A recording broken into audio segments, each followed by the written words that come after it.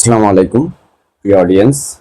আমি doctor Suman Mirza PT, physiotherapy specialist.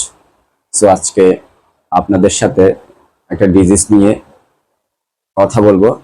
ডিজিজটার নাম হলো ফ্রোজেন শোল্ডার। সো এটার আরেকটা অল্টারনেটিভ নাম রয়েছে মেডিকেল সায়েন্সে, সেটা হলো এডিহেসিভ ক্যাপসুলাইটিস। সো ফ্রোজেন শোল্ডার বা এডিহেসিভ ক্যাপসুলাইটিস কি আসলে?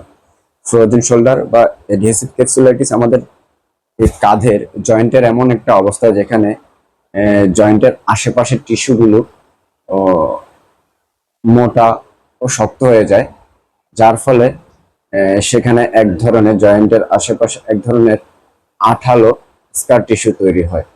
সো এই স্কার টিস্যু তৈরি হওয়ার ফলে ওখানে আমাদের শোল্ডার জয়েন্টের চারপাশ সংকুচিত ও শক্ত হয়ে যায়, যার ফলে ওখানে আপনার আমাদের শোল্ডার জয়েন্টের স্বাভাবিক যে মুভমেন্ট বা নড়াচড়া করতে পারে না। তো ফলে ওখানে একটা সময় তীব্র ব্যথা ও নড়াচড়া সীমাবদ্ধতা তৈরি হয়।